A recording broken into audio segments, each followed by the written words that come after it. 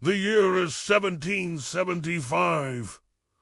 A thick tension blankets the American colonies. The air crackles with whispers of rebellion as British taxes climb higher and higher. A storm is brewing, one that will reshape the entire world. This is the story of the Revolutionary War, the birth of a nation. For decades, the American colonists had lived under the sprawling shadow of the British Empire. Life was mostly peaceful, a distant echo of the homeland. But everything changed after the 7 Years' War. Britain, drowning in debt from the conflict, looked to its colonies to foot the bill. Suddenly, a wave of new taxes crashed upon American shores. The Stamp Act taxed everything from newspapers to playing cards. The Sugar Act wasn't just about sugar. It was about control.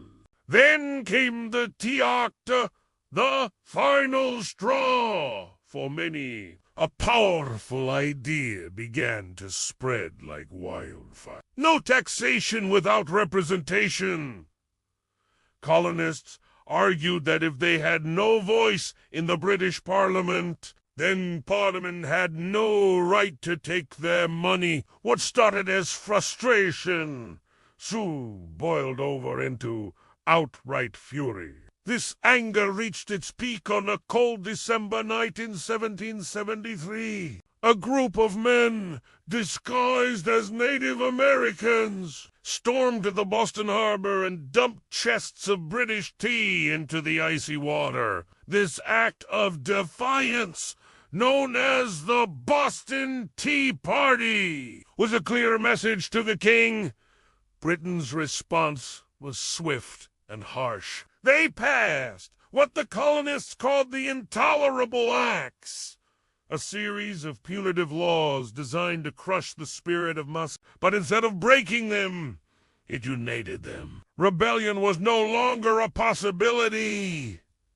It was an inevitability. In April 1775, the simmering conflict finally exploded. In the small towns of Lexington and Concord, Massachusetts, British soldiers marched to seize colonial weapons and arrest rebel leaders. The local militia, known as the Minutemen, stood ready. No one knows for sure who fired the first shot, but that single crack of a musket became known as the shot heard round the world. It signaled the beginning of a war that seemed impossible to win. On one side, you had the mighty British Empire, with its disciplined professional army and the most powerful navy on the planet. On the other, a patchwork of farmers, merchants, and tradesmen with little training and even fewer resources. But they had something Britain didn't. They were fighting for their homes, their families, and their future. And against all odds, they refused to break.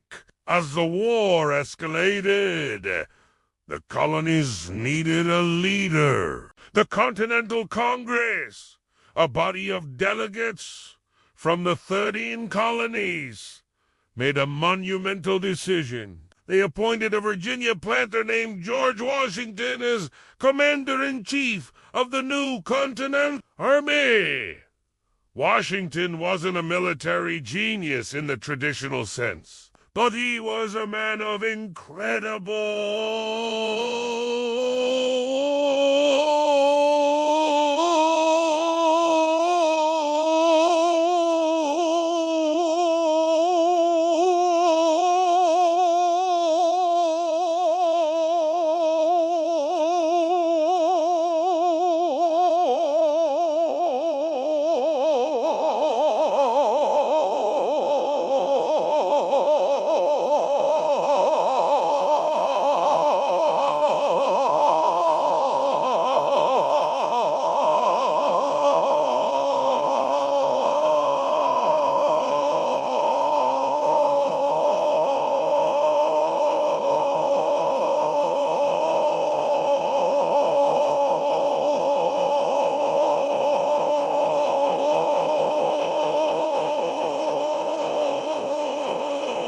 He brought discipline, structure, and most importantly, a profound belief that America could and would win its independence.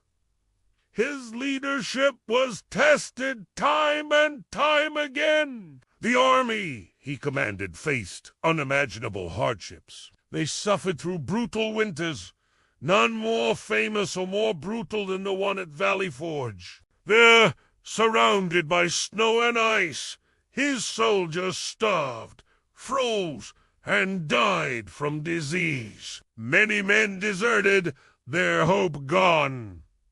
But Washington stayed. His presence, his sheer determination, held the fragile army together. They endured, they trained, and they emerged from that winter a tougher, more professional fighting force. For the first few years of the war, the Americans were constantly on the defensive, scoring small victories but avoiding a decisive defeat. Then, in 1777, the tide began to turn at the Battle of Saratoga. In upstate New York, the Continental Army achieved a stunning victory, forcing an entire British army to surrender.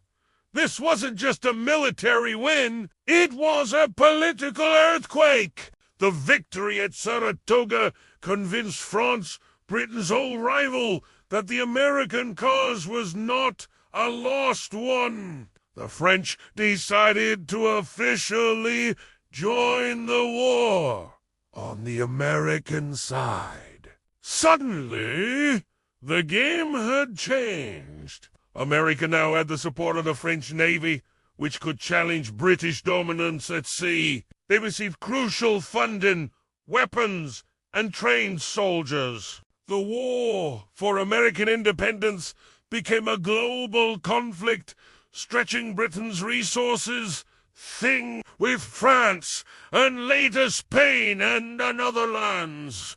Joining the fight, Britain began to lose its iron grip on its rebellious colonies. The final act of this epic struggle played out in 1781 in the small coastal town of Yorktown, Virginia. General Washington, in a brilliant move, coordinated with the French Navy and Army to drop the main British force in the south, commanded by General Cornwallis. The French fleet blocked any escape by sea, while the combined American and French armies laid siege to Yorktown on land. Surrounded, outgunned, and with no hope of reinforcement, Cornwallis had no choice. On October 19th, 1783.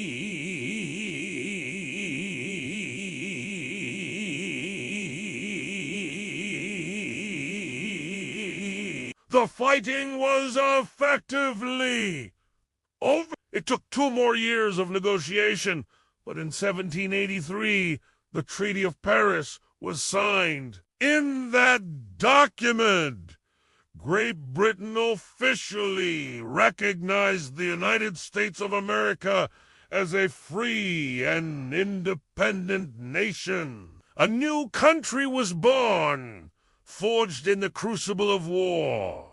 It was the first successful colonial rebellion against a major European empire in modern history, an achievement that would inspire people around the world for generations to come. This is the story of how a determined group of colonists, against all odds, stood up to an empire and won freedom for millions. Thanks for watching. Join us next time as we explore Chapter 3, The War of 1812, where America is forced to defend its young nation once again. Don't forget to like and subscribe for more.